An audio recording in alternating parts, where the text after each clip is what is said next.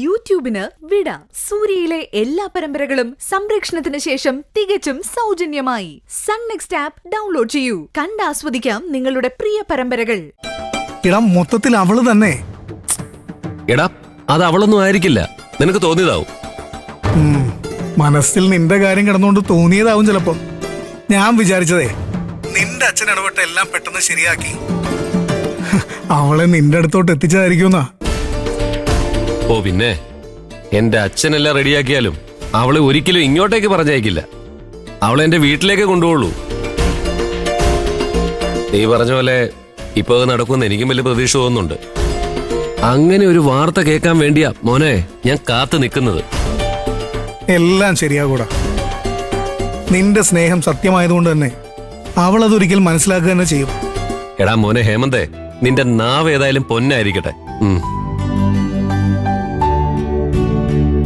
എടാ, ഏതായാലും ഇന്ന് മനസ്സിന് പതിവില്ലാത്തൊരു സന്തോഷം തോന്നുന്നു. അത് നന്നായി. എന്നും അങ്ങനെ ഇരിക്കട്ടെ. നിങ്ങൾ ഒരുമിക്കുന്ന വാർത്ത കേൾക്കാൻ ആഗ്രഹിച്ചുകൊണ്ടായിരിക്കും ഏതോ ഒരു സെറ്റപ്പിനെ കണ്ടപ്പോ എനിക്ക് നമ്മുടെ മഞ്ചാടിയായി തോന്നിയത്, അല്ലേ? ഡാ, നീ സൂക്ഷിച്ച് കാര്യങ്ങൾ സംസാരിക്കണേ. മഞ്ചാടിയുടെ പേര് ചേർത്ത് മോശമായിട്ടെന്ന് പറഞ്ഞ എനിക്ക് ഇഷ്ടമല്ലെന്നറിയാലോ. അതാരായാലും വെറുതെ വിടില്ല ഞാൻ. അയ്യോ, നീ എന്നെ കൊല്ലല്ലേ. ഞാൻ അറിയാതെ പറഞ്ഞു പോയതാ. എടാ, നിന്റെ പെണ്ണിനെ കുറിച്ച് ഞാൻ മോശമായിട്ട് പറയോ? അതെടാ, അവൾ എന്റെ പെണ്ണ. ആ ഓർമ്മയിൽ വേണം നീ സംസാരിക്കാൻ. ഓ, സമ്മതിച്ചു. ഇതാണ് അസ്ഥിക്ക് പിടിച്ച പ്രേമം പറയുന്നത്. എന്നാലും എന്റെ അളിയ, ഇത്രയ്ക്കങ്ങ് അലിഞ്ഞു ചേരാൻ എന്ത് പ്രത്യേകതയാണ് അവൾക്കുള്ളത്? എടാ മോനെ, അവളുടെ പ്രത്യേകത എന്താന്ന് നിങ്ങൾക്ക് ആർക്കും മനസ്സിലാവില്ല. അതെനിക്ക് മാത്രമേ മനസ്സിലാവൂ. എന്റെ കണ്ണിൽ അവളൊരു ദേവതയാണ്. ദേവത. എടാ മോനെ, മാനേജർ വിളിക്കുന്നുണ്ട്. ഞാൻ നിന്നെ പിന്നെ തിരിച്ചു വിളിച്ചോളാം കേട്ടാ. കുറച്ച് തിരക്കുണ്ട്. ഓക്കേടാ, ബൈ. ഓക്കേടാ, ഓക്കെ, ശരി. Hello sir. ആ ഓക്കെ സർ, ഞാൻ വരാം. ഞാൻ ദേ വരുന്നു. ശരി.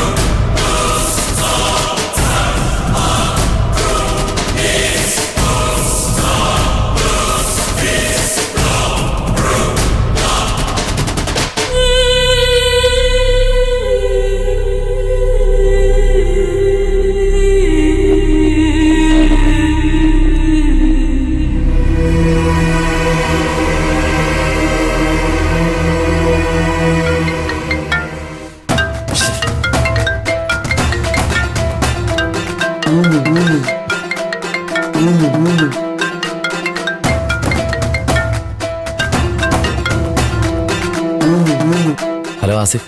ഡാ, എന്താടാ, നീ അവളെയും കൊണ്ട് റൂമിലെത്തിയോ? എത്തി. അവൾ ഇപ്പോഴും നല്ല മയക്കത്തിലാ. എനിക്ക് നല്ല ടെൻഷനുണ്ട്. മരുന്ന് കൂടിയോ എന്നൊരു സംശയം. അതൊക്കെ ഇറങ്ങിക്കോളൂടാ. ഹോട്ടലിൽ വേറെ തടസ്സമൊന്നും ഉണ്ടായില്ലല്ലോ. നിന്റെ സിസ്റ്ററാന്ന് പറഞ്ഞുകൊണ്ട് അങ്കിള് വളരെ സീരിയസ് ആയിട്ട് ഇടപെട്ടത്. അതിന്റെ റെസ്പെക്ട് ഉണ്ടായിരുന്നു.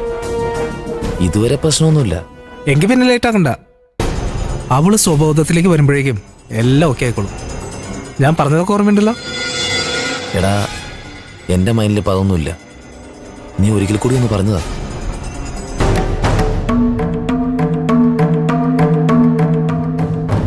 എടാ, നീ ഒന്ന് വെയിറ്റ് ചെയ്യ്, ഞാനൊന്ന് കോറിഡോറിലേക്ക് ഇറങ്ങട്ടെ.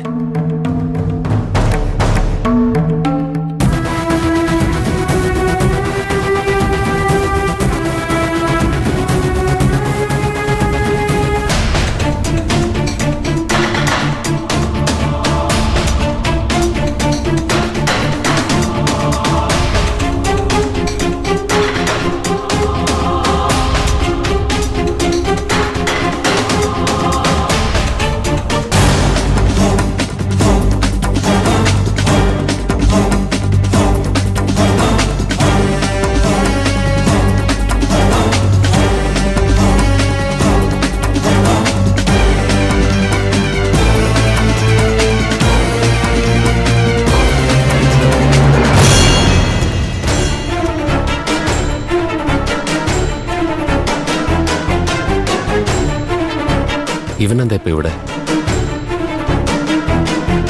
ചിലപ്പോ ഫ്രണ്ട്സുമായിട്ട് കോവളത്ത് അടിച്ചു പൊളിക്കാൻ വന്നതായിരിക്കും.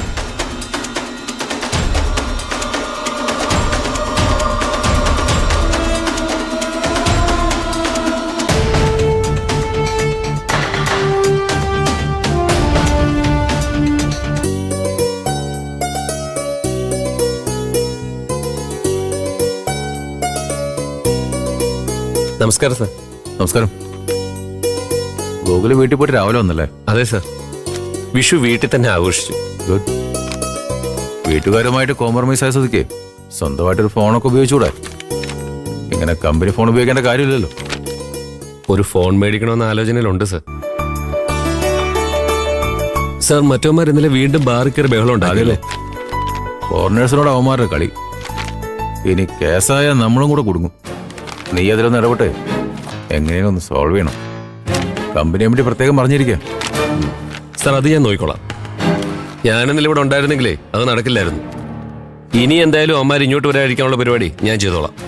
ഓക്കെ. ഇതുവരെ തന്നെ ഇങ്ങോട്ട് വിളിപ്പിച്ചേ. ഇന്നലെ തന്നെ വിളിച്ചപ്പോൾ ഫോണിൽ കിട്ടിയില്ലായിരുന്നു. എന്നാ ശരി, വെക്കോ. Okay sir. ആ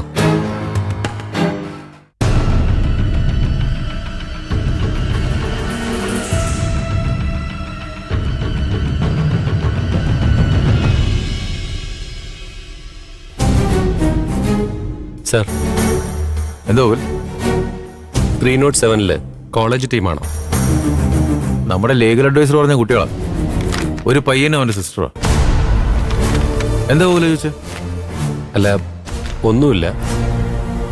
എനിക്ക് ആ പയ്യനെ അറിയാം, പക്ഷേ അവനങ്ങനെ ഒരു സിസ്റ്റർ ഒന്നുമില്ല. എങ്കിൽ വല്ല അഡ്ജസ്റ്റ്മെന്റ് ആയിരിക്കും. വിരടാ, എന്തെങ്കിലും ആവട്ടെ. ശരി സാർ.